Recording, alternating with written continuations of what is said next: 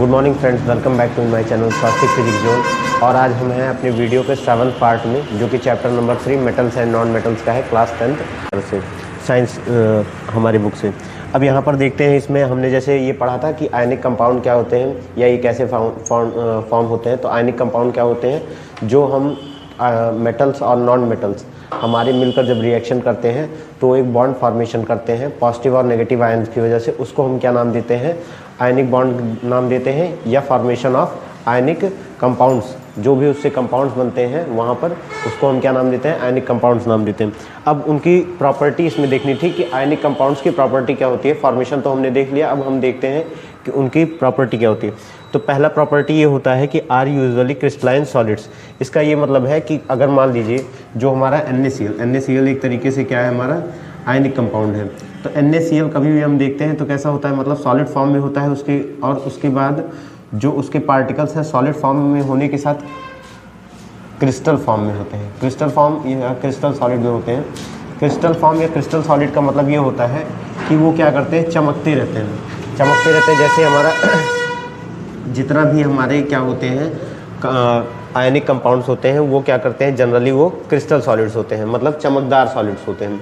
इसके बाद फिर हम क्या देखते हैं, second, have high melting and boiling point. इनके हाई मेल्टिंग और बॉइलिंग पॉइंट क्यों होता है, क्योंकि ये सॉलिड ऐसे होते हैं जिनके अंदर का जो फोर्स होता है, जो इनका अट्रैक्टिंग फोर्स होता है,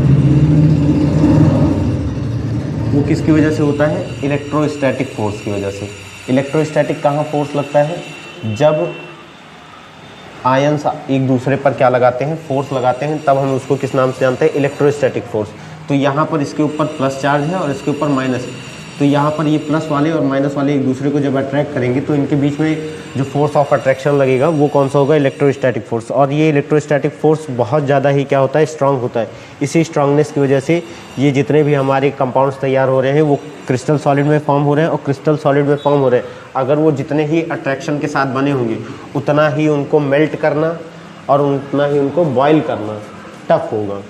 तो इसीलिए इनकी मेल्टिंग और बॉइलिंग पॉइंट कैसी रहती है, हाई रहती है। थर्ड क्या है, they conduct electricity when in aqueous solution and when melted. अब ये क्या करते हैं, अगर मान लीजिए हम वाटर लिए और वाटर में क्या किए, NaCl मतलब यहाँ पर इसमें नमक को मिला दिए, सोडियम क्लोराइड को हम मिला दिए। तो सोडियम क्लोराइड में यहाँ पर क्या होगा कि फिर हम देखते हैं कि यहाँ पर हमने क्या किया है, NaCl को मतलब जो हमारा नमक है उसके क्रिस्टल्स को, उसके पार्टिकल्स को हमने क्या किया, वाटर में डिज़ोल्व कर दिया। तो वाटर में किसी चीज़ को डिज़ोल्व करते हैं तो उसको नाम देते हैं एक्वस सॉल्यूशन। अगर किसी चीज़ को हम किस में डिज़ोल्व करते हैं, किसी सॉलिड पार्टिकल को हम वाटर को अगर सॉल्वेंट लेते हैं, मतलब जिसमें मिला रहे हैं वो हमारा क्या हो, वाटर हो, या सॉल्वेंट जिसको बोलते हैं, सॉल्वेंट हमारा वाटर होगा, तो जो भी मिला रहे हैं सॉल्यूट उसमें वो हमारा एक्वस सॉल्यूशन फॉर्म करेगा। अगर मान लिए कि हम NaCl का एक्वस सॉल्यूशन बनाएं, तो NaCl का एक्वस सॉल्यूशन अगर हम बना रहे हैं तो उसमें क्या होगा, इलेक्ट्रिसिटी कंडक्ट होगी। अगर मान लीजिए हमने यहाँ पर क्या ले लिया, एक बल्ब ले लिया, यहाँ पर हमने यहाँ पर हम एक बैटरी कनेक्ट कर दे रहे हैं।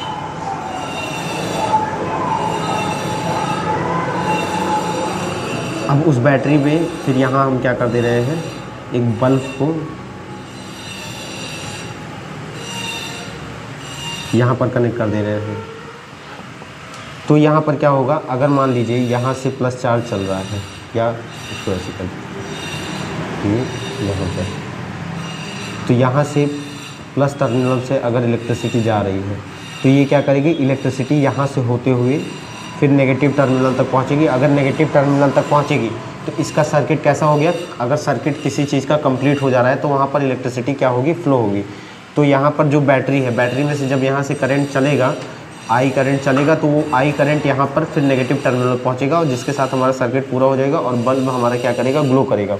अगर ये यहाँ पर इलेक्ट्रिसिटी को कंडक्ट नहीं करता एक्वस सॉल्यूशन, तो ये हमारा बल्ब ग्लो नहीं होता। ये यहाँ पर क्या कर रहा है, इलेक्ट्रिसिटी को कंडक्ट कर रहा है, और इलेक्ट्रिसिटी को कंडक्ट करने के कारण ये बल्ब हमारा ग्लो कर रहा है। उसके बाद फोर्थ ये देखते हैं कि फोर्थ में क्या लिखा है, are mostly soluble in water and polar solvent. तो ये वाटर में सॉल्युबल होते हैं, जितने भी वाटर होते हैं उनमें हमारे आयनिक कंपाउंड्स क्या होते हैं, सॉल्युबल होते हैं। और उसके बाद पोलर सॉल्वेंट्स में, पोलर सॉल्वेंट का क्या मतलब होता है, ऐसे सारे सॉल्वेंट्स जिनके ऊपर क्या रहे, पार्शियल पॉजिटिव एक साइड पर और एक साइड पर क्या रहे, पार्शियल नेगेटिव चार्ज रहे, मतलब हल्का सा पॉजिटिव चार्ज रहे, हल्का सा नेगेटिव चार्ज रहे। जैसे यहाँ देख लेते हैं, यहाँ पर हल्का सा पॉजिटिव चार्ज है, यहाँ हल्का सा नेगेटिव चार्ज है। तो ऐसे ही फिर हम क्या करते हैं, ऐसे ही हम लिक्विड्स को लेते हैं, ऐसे ही हम सॉल्वेंट्स को लेते हैं। तो ऐसे सॉल्वेंट कौन से होते हैं, हमारा पहला तो वाटर आ जाता है, उसके बाद फिर मेथेनोइक एसिड आ जाता है, मेथेनोइक एसिड आ जाता है। उसके बाद एसीटोन आ जाता है हमारा, एसीटोन भी क्या है, मेथेनोइक एसिड के साथ एसीटोन भी हमारा क्या है, एक पोलर सॉल्वेंट है। अब इसके बाद फिर हमको देखना है कि हमारा आयनिक कंपाउंड जो हमने पढ़ा है, उसके बाद आयनिक बॉन्ड्स क्या होते हैं उसको देखते हैं। तब तक इसको नोट कर लीजिए। हम देख लेते हैं अब इसके आगे कि आयनिक बॉन्ड क्या होता है। The type of chemical bond form by the complete transfer of electron from one atom to another atom is called ionic bond.